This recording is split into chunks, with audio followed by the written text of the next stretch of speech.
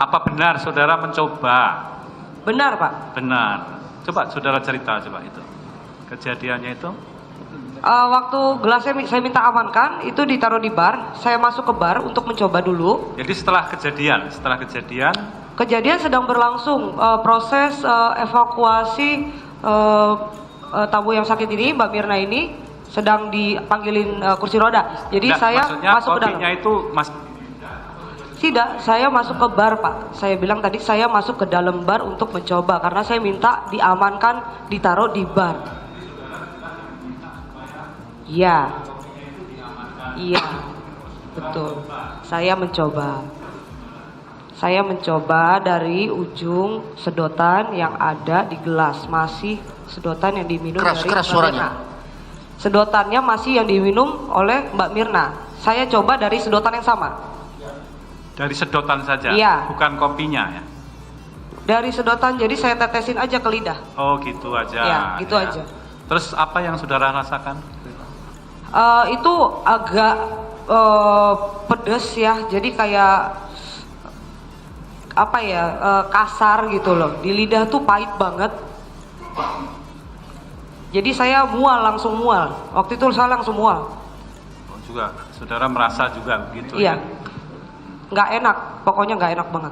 Terus kemudian saya untuk masih ingat ya, tadi saudara mengatakan bahwa ini kopi disingkirkan ya, disisihkan ya, Iya. diamankan lah. Iya, Itu diamankan di mana? di dalam bar, Pak. Di dalam bar. Terus Iya. selanjutnya bagaimana ini nasib? Kemudian kopinya? saya minta staf saya untuk dipisahin ke botol ya, karena tadinya saya mau cek sendiri ke lab. Saya penasaran ini ada apa sih dalamnya gitu. Ini waktu saya kejadiannya belum tahu kalau ada sampai seperti ini kejadiannya, gitu loh. Saya taunya masih sakit aja, belum ada yang meninggal. Jadi Tapi- saudara yakin bahwa itu penyebabnya ya, penyebab dari sakitnya korban ini ya, Kalau dilihat dari rasanya, kalau pas saya rasain ya saya yakin itu penyebabnya, Pak. penyebabnya itu ya. Terus kemudian dari kopi yang saudara masukkan di botol tadi ya, Ya, itu terus kemana? tadinya mau saya bawa ke lab, saya minta orang telepon ke laboratorium, cuman udah tutup. Jadi saya putuskan untuk bawa ke laboratorium besoknya. Kemudian yang di gelas sisanya itu saya minta wrap pakai plastik wrap, plastik pembungkus. Ditaruh di bar. Sebelum saya sempat bawa ke lab, ternyata para penyidik datang untuk bawa ke Oh ya, kepolisian. maksudnya malam itu juga itu Malam sudah itu langsung ditangani oleh penyidik ya, Iya, malam itu juga. oleh polisi ya. Iya. Aku mau tanya satu hal sama kawan-kawan. Kebetulan masih berhubungan dengan kasus J. Sebagai bahan pencerahan nih, biar makin terbuka dan terang benderang kawan. Kira-kira apa yang akan kalian lakukan bila ada anggota keluarga kalian berada di satu kafe, memesan satu minuman, lalu setelah memesan minuman tersebut dia meminumnya lalu dia kolaps? Kira-kira apa yang akan kalian lakukan?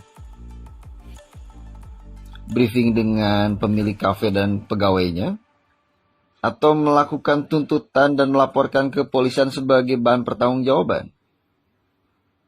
Ayo, apa yang kalian lakukan? Karena kalau aku pribadi, yang pasti akan melaporkan ke aparat kepolisian, melakukan tuntutan terhadap kafe tersebut. Langkah pertama pasti itu.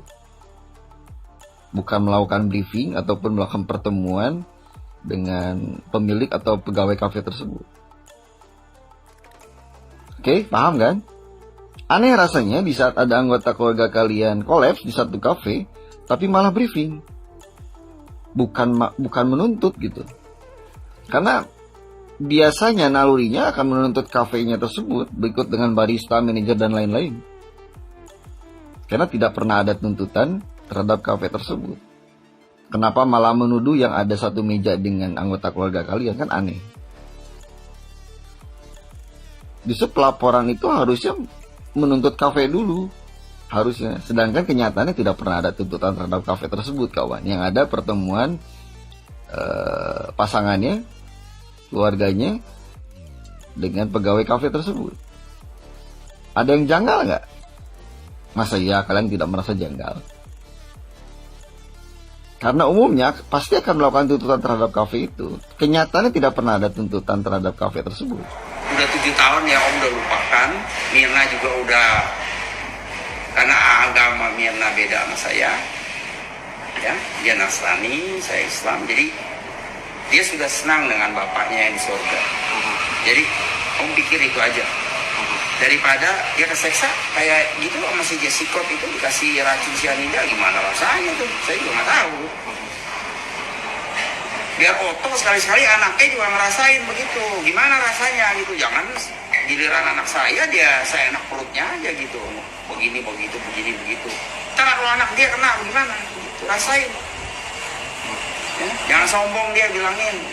Kita nggak lama hidup toh. Ya. Ini kan anak orang ini yang dipertaruhkan. Kalau Jokowi terbebalik pikir, mati aja deh udah. Orang dia ngaku itu bunuh Mirna, apalagi hukumannya kok 20 tahun yang bener aja, hukum mati. Bukan anak dia kan? Yang rugi siapa? Emaknya. Yang rugi siapa? Ya, mungkin kan Catat itu. Om, tanggapan Om nih, ketika mungkin ada kemungkinan kasus ini digelar kembali. Nggak mungkin. Om jamin itu. Saya kasih tahu ya, hukum di Indonesia ternyata jalan. Otto yang ngomong sendiri, ngomong gede, ntar pading, bla bla bla bla bla, Pak, mati. Keadilan udah mati di Indonesia. Rasain loh, ditolak. Naik ke PK, tolak. Naik lagi ke itu Mahkamah Agung. Artijo Alkostar langsung di-kill dia. Itu killer itu. Loh. Untung nggak dihukum tambahan itu. Tapi memang saya nggak mau.